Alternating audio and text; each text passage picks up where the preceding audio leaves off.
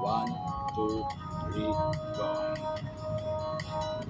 Nakita mo na ba sitwasyon natin dito sa mundo?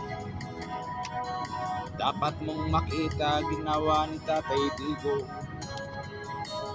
Kailangan mo makita kabutihan ginawa ni Tatay Digo.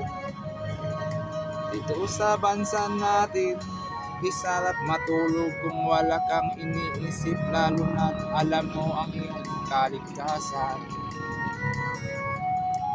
May mga taong bulag kahit dilat ang mata.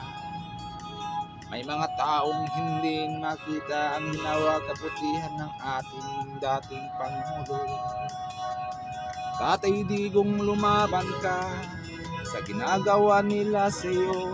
Alam namin yung ginagawa para sa kaligtasan namin dito sa bansa natin.